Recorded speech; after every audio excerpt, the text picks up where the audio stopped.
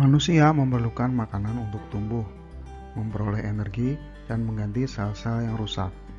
Sebelum digunakan oleh tubuh, makanan akan dicerna dahulu melalui proses pencernaan.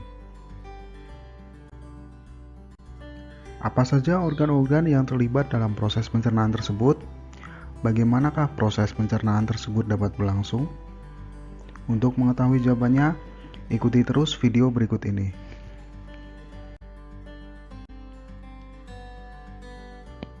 Proses pencernaan terjadi di sepanjang saluran pencernaan yang terdiri dari banyak organ-organ pencernaan. Berbagai perubahan sifat makanan terjadi karena kerja enzim-enzim yang dihasilkan oleh bermacam-macam kelenjar pencernaan. Setiap jenis enzim memiliki tugas khusus dan bekerja spesifik terhadap satu jenis makanan sehingga tidak berpengaruh terhadap jenis makanan lainnya. Selain mengalami pencernaan enzimatis, makanan juga mengalami pencernaan mekanis dengan adanya gerakan peristaltik alat pencernaan. Berikut ini akan kita pelajari saluran-saluran pencernaan dan kelenjar-kelenjar pencernaan pada manusia. Organ pencernaan manusia terdiri dari mulut, kerongkongan, lambung, usus halus, usus besar, rektum atau anus.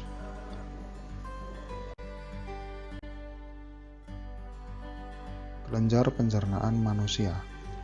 Yang pertama adalah kelenjar ludah. Dalam rongga mulut terdapat 3 pasang kelenjar ludah yang besar, yaitu kelenjar parotis yang terletak di bawah telinga, kelenjar submandibularis yang terletak di rahang bawah, kelenjar sublingualis yang terletak di bawah lidah.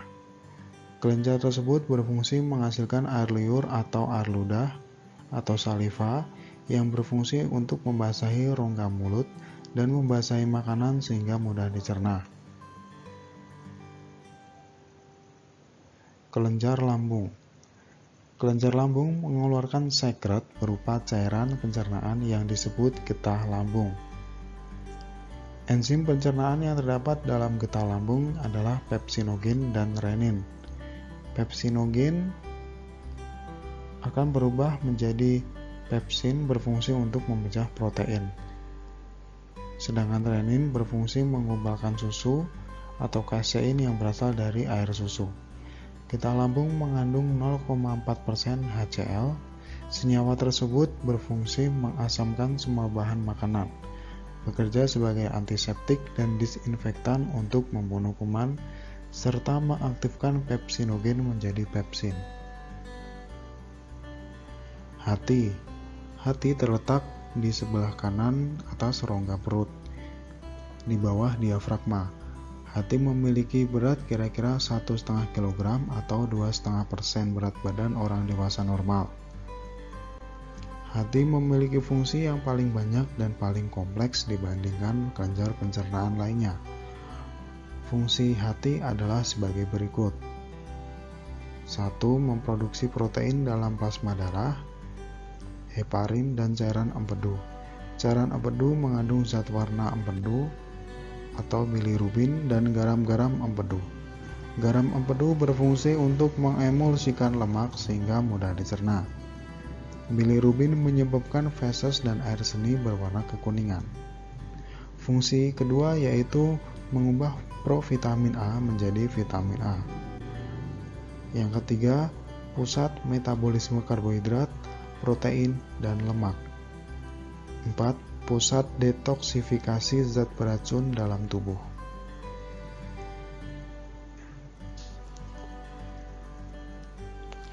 Pankreas.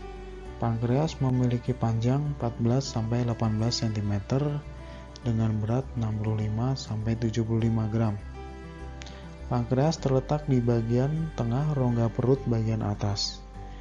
Pankreas mengeluarkan getah pankreas yang disalurkan ke usus halus. Komposisi getah pankreas tergantung pada jenis makanan yang dimakan. Getah pankreas terdiri dari enzim amilase, enzim lipase, tripsin, dan natrium bikarbonat.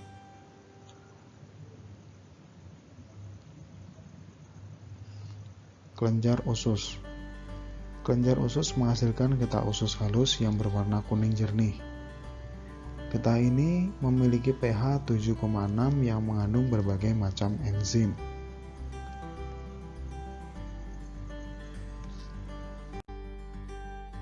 Ada dua jenis proses pencernaan, yaitu pencernaan mekanik dan pencernaan kimiawi. Pencernaan mekanik bertujuan untuk mengubah ukuran makanan menjadi lebih kecil agar mudah dicerna. Nah, pencernaan mekanik ini dilakukan oleh gigi.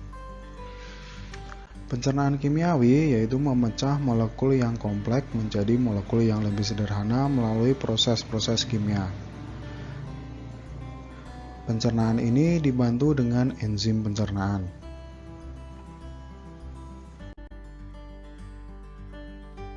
Rongga mulut merupakan awal saluran pencernaan. Di dalam rongga mulut terdapat gigi dan lidah. Di dalam rongga mulut terdapat dua proses pencernaan, yaitu pencernaan mekanik dan pencernaan kimiawi. Pencernaan mekanik itu dilakukan oleh gigi. Ada 3 macam gigi, yaitu gigi taring, gigi seri, dan gigi geraham. Sedangkan proses pencernaan kimiawi ini dibantu oleh enzim betialin yang mengubah amilum menjadi maltosa.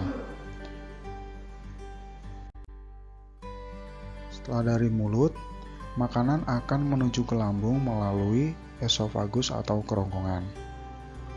Kerongkongan merupakan tabung berotot yang panjangnya sekitar 25-60 cm dengan diameter sekitar 2 cm.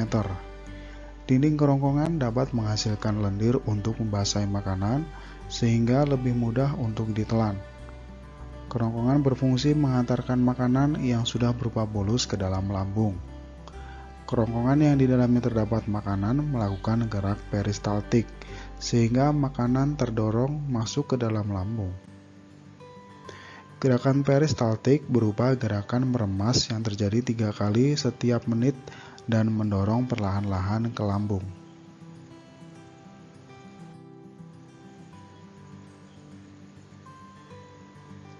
Di dalam lambung terjadi gerakan mengaduk yang menyebabkan makanan dapat tercerna dengan baik. Di dalam lambung, makanan dapat bertahan selama 2-6 jam. Makanan tersebut dicerna secara kimiawi dengan bantuan enzim yang terdapat dalam getah lambung. Di dalam lambung menghasilkan asam klorida yang berfungsi untuk membunuh kuman dan mengaktifkan enzim pepsinogen. Selain itu, makanan juga dicerna secara kimiawi dengan menggunakan enzim pencernaan, yaitu pepsin yang berfungsi untuk mengubah protein menjadi pepton. Kemudian enzim renin yang berfungsi untuk menggumpalkan lemak susu atau kasein.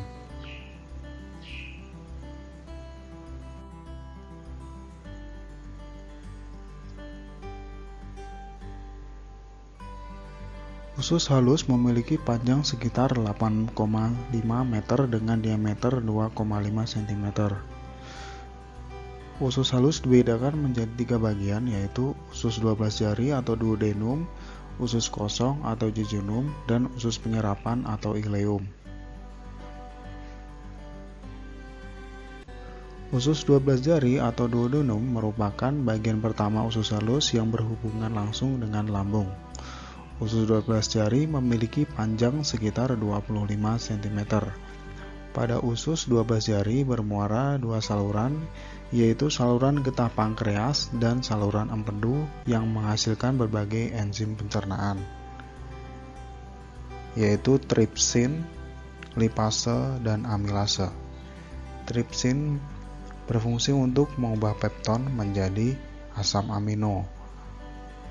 Lipase berfungsi untuk mengubah lemak menjadi asam lemak dan gliserol. Amilase berfungsi untuk mengubah amilum menjadi glukosa.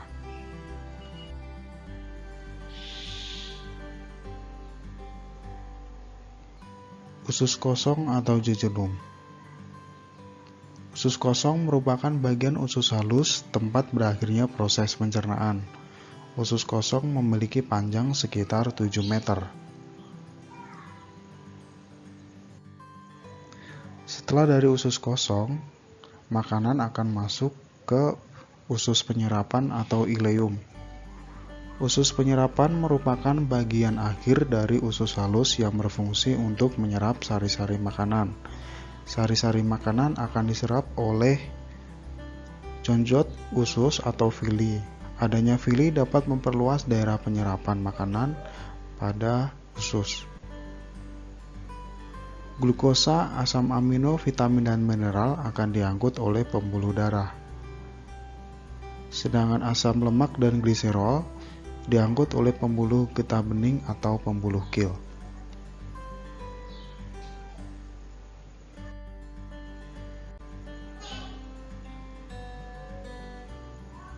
Selanjutnya, makanan akan menuju ke usus besar.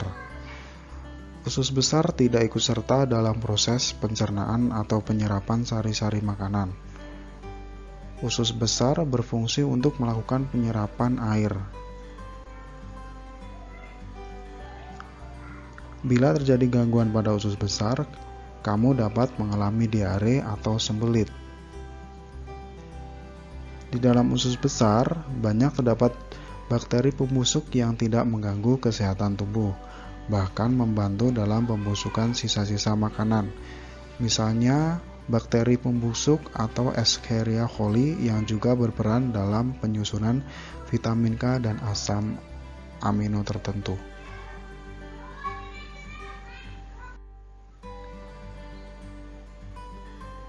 Sisa-sisa makanan yang berasal dari usus besar akan masuk ke poros usus. Poros usus merupakan saluran sepanjang 15-20 cm yang terletak di bawah usus besar. Saluran tersebut berakhir pada anus yang dikelilingi oleh otot polos dan otot lurik. Proses buang air besar atau defekasi merupakan kerja otot sadar atau otot lurik. Fases ditampung sementara di dalam rektum yang merangsang anus untuk mengeluarkannya.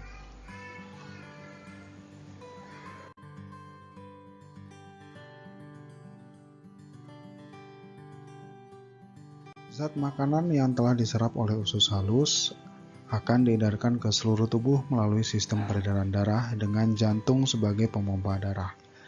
Nah, bagaimana proses pengangkutan sari-sari makanan oleh sistem peredaran darah? Nanti kita akan pelajari pada materi berikutnya. Sekian dan terima kasih. Jangan lupa selalu jaga kesehatan dan selalu makan makanan yang bergizi. Jangan lupa subscribe video ini dan bagikan ke teman-teman kalian apabila video ini bermanfaat.